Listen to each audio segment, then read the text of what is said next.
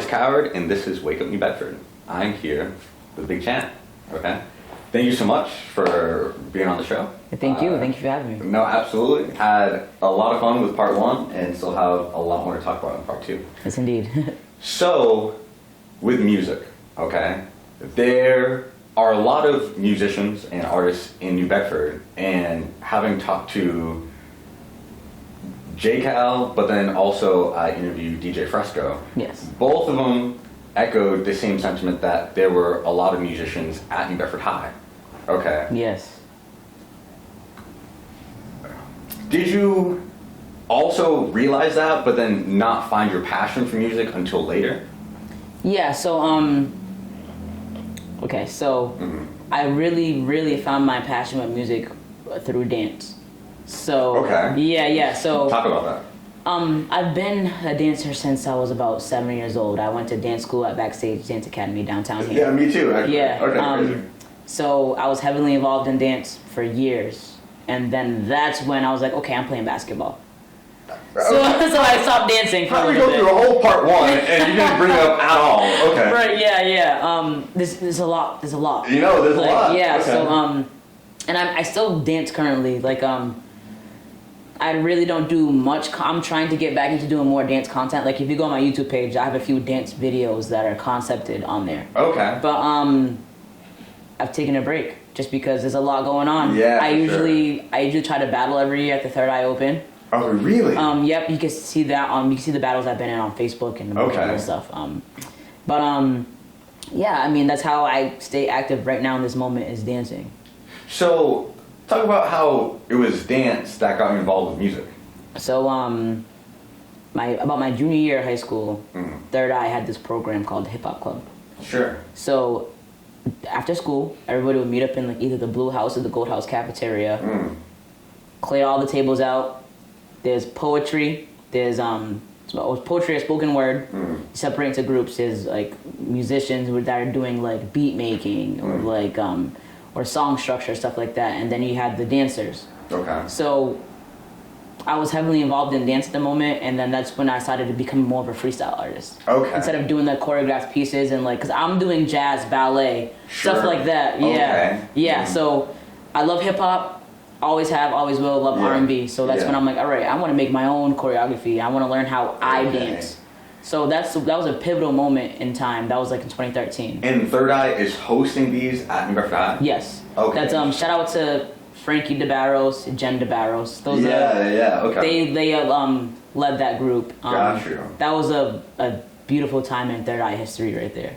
Yeah, it was just, everything was about the culture. Everything was super rich, like the information, and they helped you with life too. It wasn't just, all right, yeah. like I'll see you for an hour or so after school. Yeah, bye. yeah. Like they were like actual like aunts and uncles to us. You know what I mean? Yeah, so, yeah.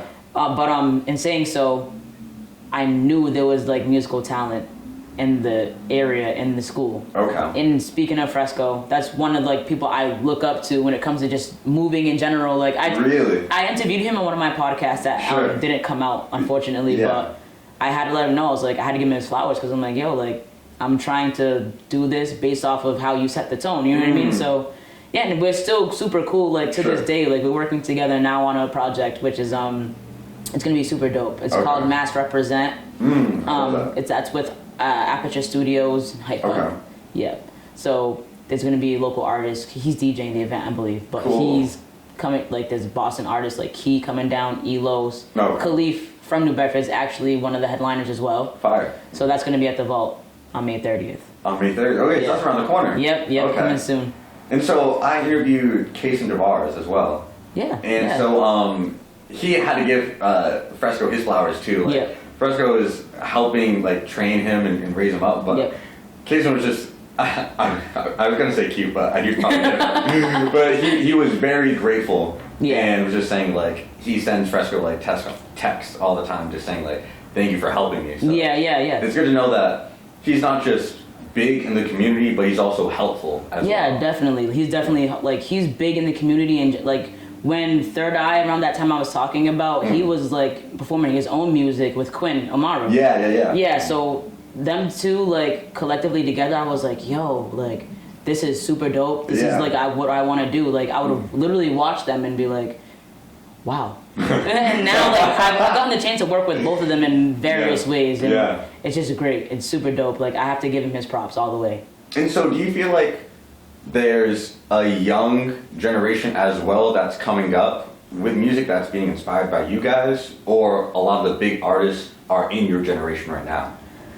Yeah, I would say a lot of the big artists are really like the ones paving the way that's like in our generation right now. So, I mean, everything like that's dropping now, this is my own like my personal thought. So I'm not saying go ahead. Yeah. I just feel like everything is being replicated. Like a lot of the things, a lot of stuff that like young people are listening to is just, oh, let me just grab a drill beat and slap an R&B sample on there. You're so right. You're like, so you know what right. I mean? Like that's know. why I don't necessarily listen to drill music, because there's the same skeleton for all of them. Everywhere. Yeah. So it's like, if I hear a drill song, it has to be very unique and it has to be a different approach to it. Yeah. Like I do like Cash Cobain, his R&B drill. Sure. He's kind of changing the face of drill right now. And especially with his flow. Exactly. And his voice. Exactly. So I'm really into him right now in like bass swag. Yeah. And even Nav, like Nav's coming back into my life. But okay. Other than that, I feel like, you know, the Givians, the like it's hard to say, but like people that are actually putting out quality music. Yes. Yeah. The younger generation aren't listening to. Yeah. They're listening to more like the SoundCloud, like one hit wonder vibes or whatever. And I think that's like kind of part of my job as like, because a lot of people don't think I'm old as I am. Sure. So I have a lot of younger friends, like, and they have to remember, like, oh, you're about to be 30, like. I feel like it's my job to like bridge that gap and have them listen to some of the stuff that I was listening to. Educate them. Yeah, you know what I mean. Like I have a young dude that I'm working with right now in the studio. He's 19. Sure. He didn't know who Michael Jackson was.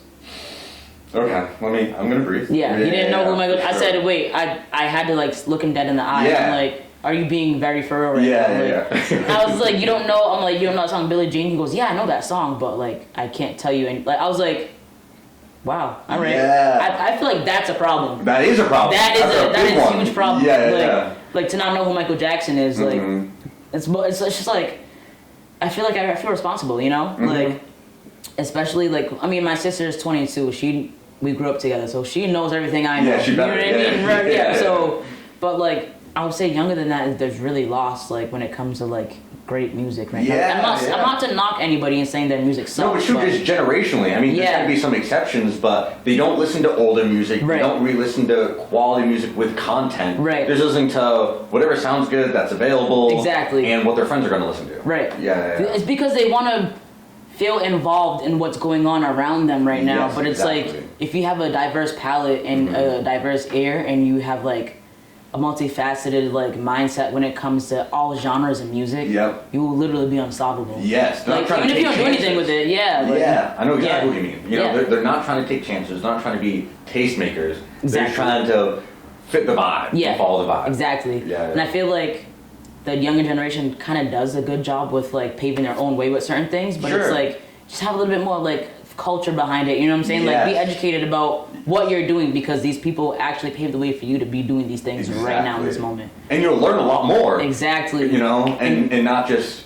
thinking that what you're doing is the way and that like, you created it. Like, no, there's a lot of influence that came before it. Agreed. Yeah, like even like I said, like even having people in the studio and they find like a YouTube beat. I've done it before, so I'm not knocking anybody, but I've stopped using YouTube beats because you can't own them. Like, really, you know what I mean? Like, your content isn't your content. Like, I like to try to use original beats, so most of the beats that I'm actually using now are original. Maybe there's like 2 or 3 that I can't do anything about, you know what I mean? Yeah, exactly. So I have to lease them out or do things accordingly. But like, they won't even know, like, they'll be like, oh, I like this beat, but you know the original song though? They'll be like, what do you mean? Yeah. I'm like, this is Sade that you're listening to in the background of this drill beat. Like, you don't know, you know what I mean? They really don't. So like, I took him through. I was like, okay, well, this is the original song. He was like, oh, I got an idea now about these lyrics because of it. Crazy, right? Yeah, right? So now they're switching up their songs, so now it's a better song because they're educated about what it used to be. Exactly. So,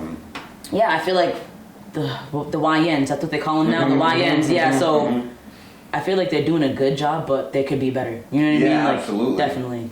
And especially with creating Massachusetts sound. Yes. You know, like Yes. if we're gonna create a sound that's gonna be unique that we can be known for, it has to be drawn from a place of quality content. Right, I mean, exactly. otherwise we're just gonna be flooded and blend in with all the other Exactly. unoriginal sounds. Exactly. Yeah. I feel like we get mistaken for New York rappers a lot because Sure. that's what we're copying New York rappers. Yes, yeah, yeah. The drill scene. If it's not drill, it's something that doesn't sound unique. Yes, exactly. And I really don't want to knock anybody. Like I really don't. Like you know, Yeah, yeah, like no, like everyone's doing their thing. Like Yeah. whoever's doing their thing, you know what I mean? Not But, saying like, it's bad, but it can it's be just not better. unique. Like yeah, you know what I mean? Like, and I'm not even saying that I'm the best or that I'm the uniquest person I've heard, but I know I sound different than everybody tells me. Yeah. Oh, that's Chan. Yeah. Like as soon exactly. as they hear, like Yeah. I have a very distinct voice. You do. But, You do. but like they know it's not anybody else. Like the only person I've ever gotten compared to is Dej Loaf, which is an. I totally get that. Yeah, for So sure. I'm like, okay, cool. Like, Mhm. I mean, I'm going in a good direction if I'm getting compared to industry artists. No, for sure, Yeah. for sure. And so, I want to pivot a little bit into DJing. Okay, still on music, but where did you find that passion for, and how early was it? Who influenced you? So talk a little bit about how Okay, you yeah, sure. got started with DJing. So I've always been like a mental DJ because like I've been, especially like coming out of college and being in college, like there's a lot of like vibes that weren't being read, like by the Okay. music, by the person playing music. Yeah. And I'm like, well, I mean, if they would have played this song, this would have been dope, and now the party's lit. You know what I mean? Yeah. Or it's like maybe they shouldn't have played this song because now people are fighting, or whatever the case is. You know what I mean? Like, Yeah. so I've always been like a mental DJ, and like segueing back to what we were just talking about, having that quality like ear and knowing Yeah. a lot of songs and a lot of Yeah. history, that is essential to being a DJ. Yeah, for And I've sure. always had that, even from I was listening to things I should not have been listening to as a child, but Okay. I kind of learned how to separate. Hey, this is the art and what they're talking about. It doesn't mean I have to necessarily do that or think Okay, that cool. way. You know what I mean? Cool, cool, cool. My mom definitely. She was never the person to censor like me or my siblings to music. Okay. So she just always like would be like, okay, this is what they're talking about in that moment. That might even be true for them, Sure. but they're selling music. You know what I mean? Yeah. But a lot of people, it's personal. Like so, that's what like I love R&B music because most of it is super vulnerable. Yes. So yeah. in saying so, I've always been like a mental DJ, like reading the crowd, reading the vibes. So actually being in this space at the Abstract Lab, Mikey Montero is the owner of the building. He's his own DJ. He's been on tour with Beyonce, J-Lo, Okay. Ryan Leslie, to just name a few, Yeah. Jimmy Fox. Fire. So he was doing Saturday nights at the Vault. And he was like, hey, come along, tag along with me. I'm gonna show you how I do things. You know what I mean? So we would talk and be like, hey, I'm interested in DJing. I'll invest in myself. I just need to know the basics.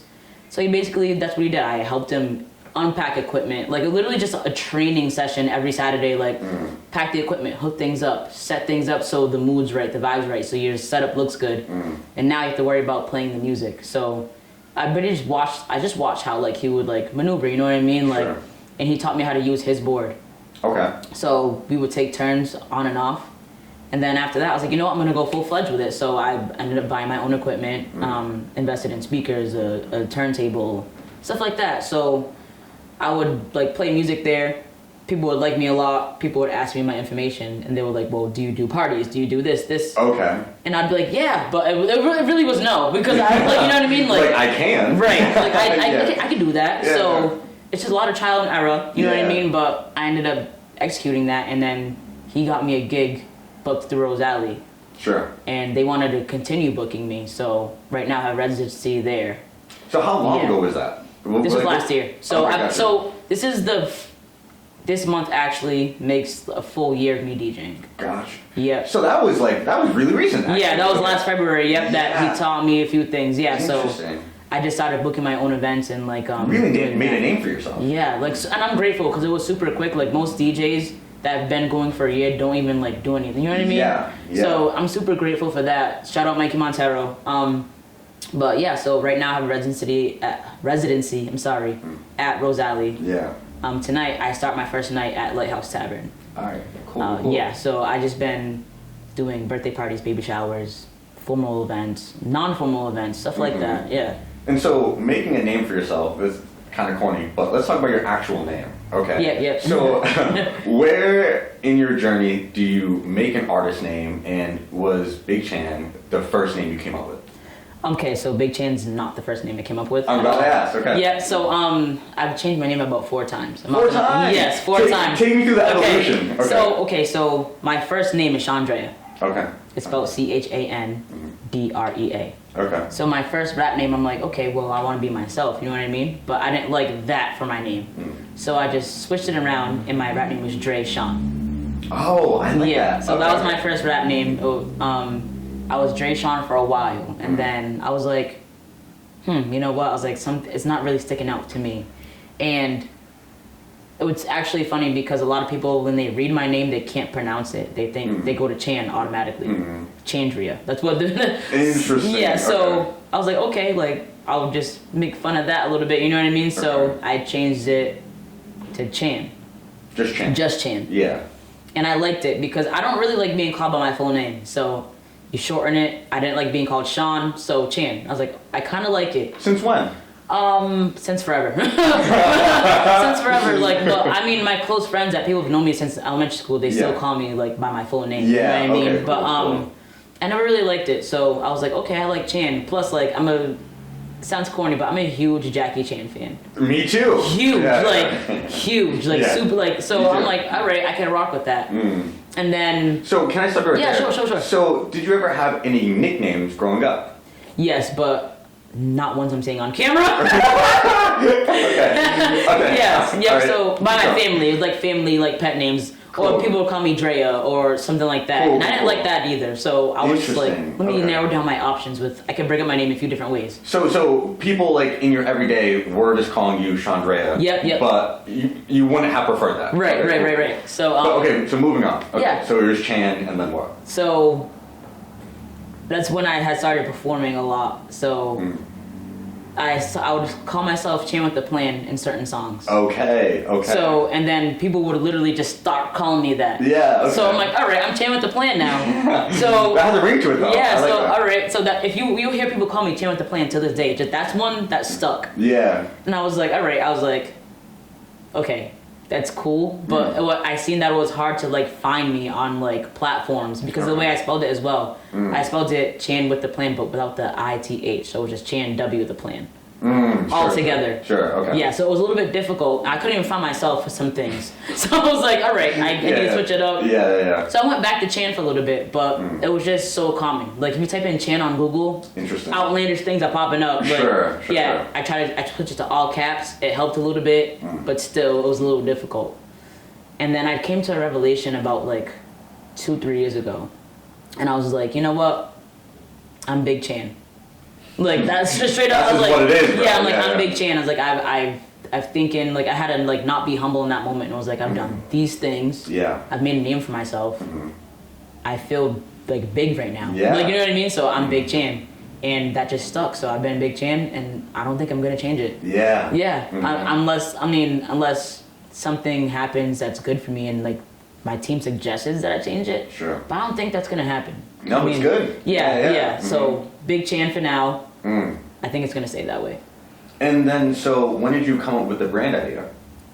So I would host events because at a certain point in time there was no community events going on for like there was for the youth, but there was nothing for the adults. You know what I mean? And is this like during COVID or before? This was before, like, it started to slow up before COVID. Sure. Okay. And then when COVID hit, it really like hit a everything drought. was dead. Yeah.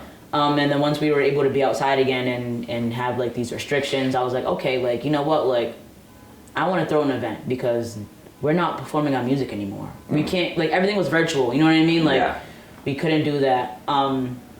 So I'm like, you know what? I'm gonna host my first event. Like, and I've had this idea of starting a brand where it was just catering, good like music, good vibes. You know what I mean? I would hire the DJs. I would cook the food myself. Me and my friend.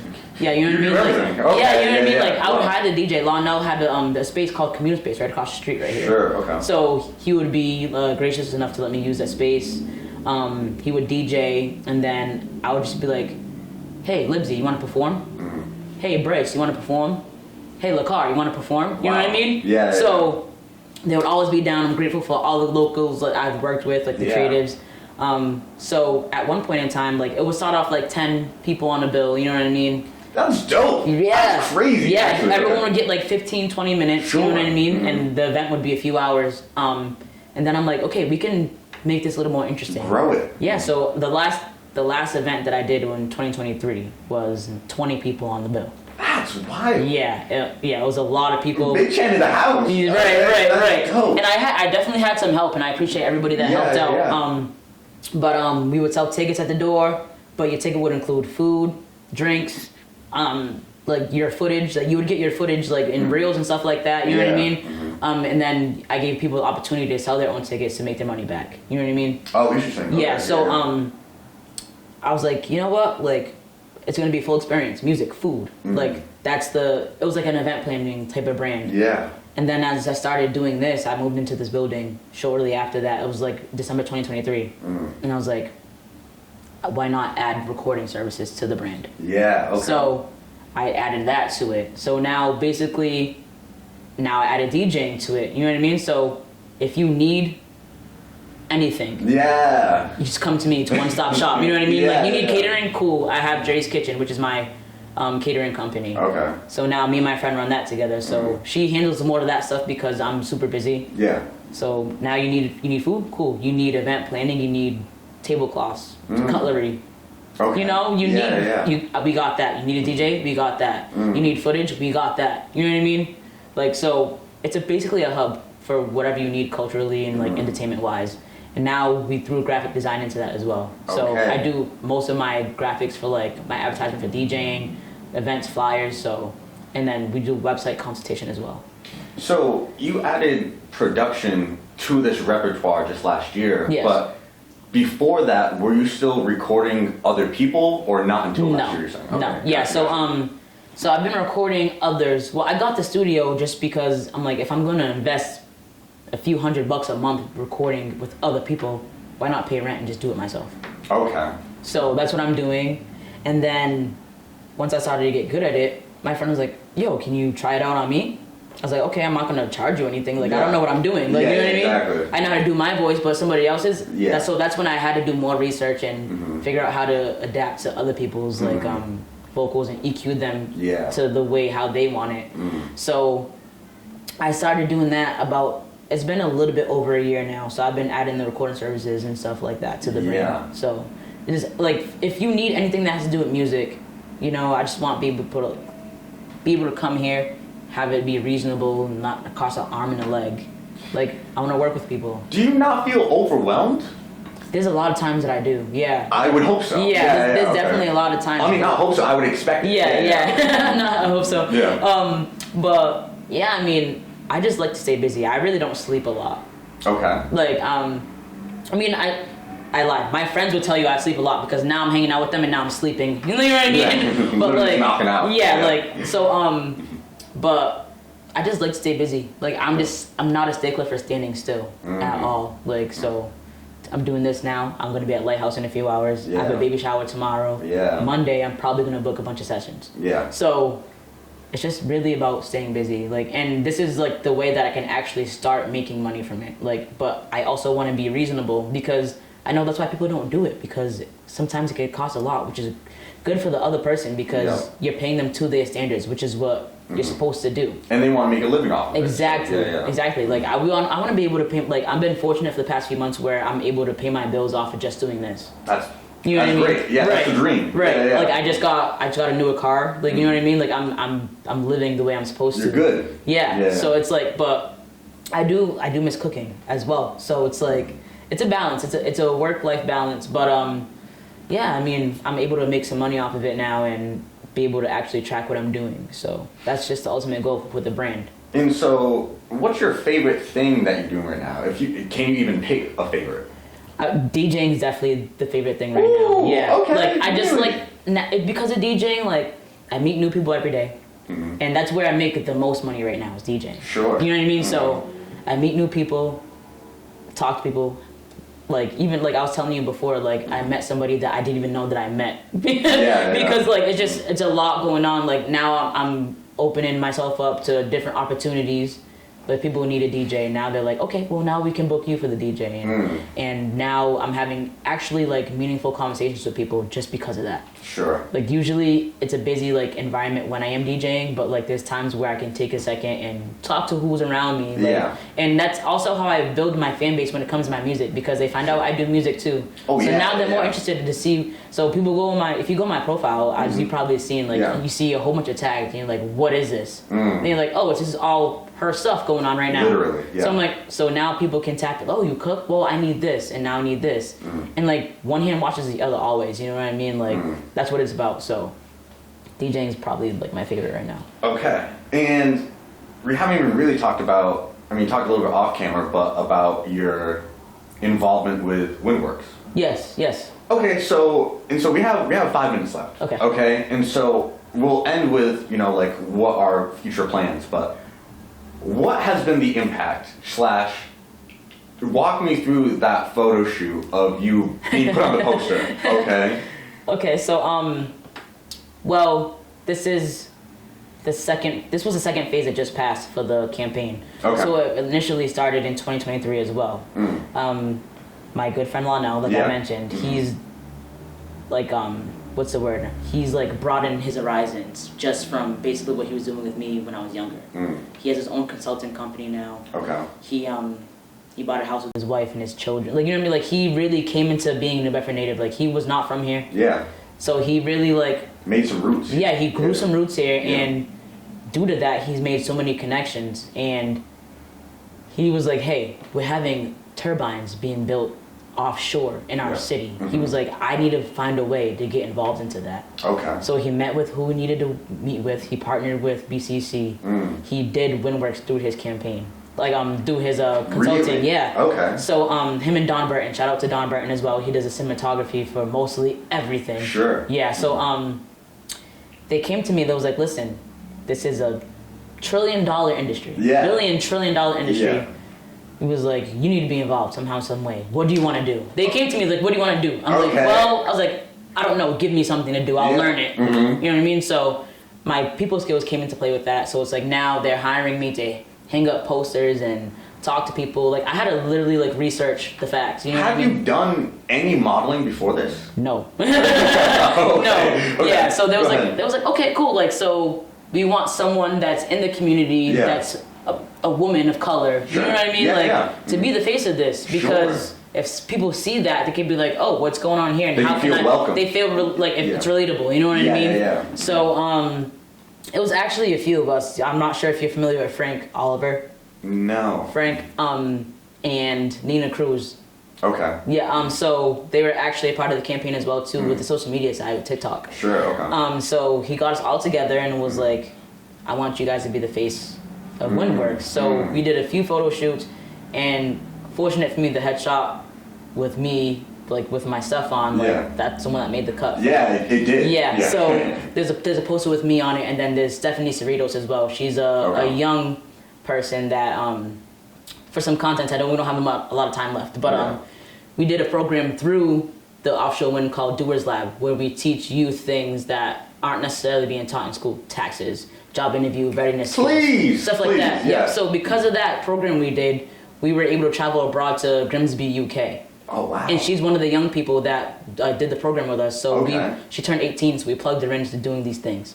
So long story short, she's on the poster as well. She's out there too. She just went to school in California to study the same stuff that we was talking about. So yeah, I mean, I'm here to just spread the word and tell people how they can be involved, and just make sure people can get a job in a union that's going to pay you well, so you can stay in the city. Gentrification is like crazy right now. Yeah. So we want people to have good jobs in order to stay here. And so if people want to get involved in Windworks, they can reach out to you? Yeah, they can reach out to me or go to windworksforyou.com. Yeah. Okay.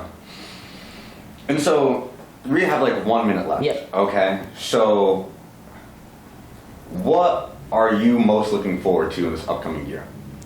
This upcoming year, I'm looking to travel. That's my main thing. Just get my music out there, get it heard, travel these places. Yeah. And to help others in the process. I mean, that's always my goal, was like, how can I'm not where I want to be yet in the moment, but it's like, how can I build a village or a team where we could help each other do that. Yeah. Yeah. So I'm very excited for my music coming out this year. That's my main focus right now. Me too. Thank you so Like, much. so honestly, and I'm really proud of you for being a role model for younger people, but also just for New Bedford in order to like build community. Like we really need more of what you're doing. Thank you so much. And I you do it agree. well. Yeah, Thank you. And so this has been an interview with Big Chan, and catch us in part 1. This has been part 2, and if you need to reach out for essentially anything, okay, you can find her out on social media at Big Chan.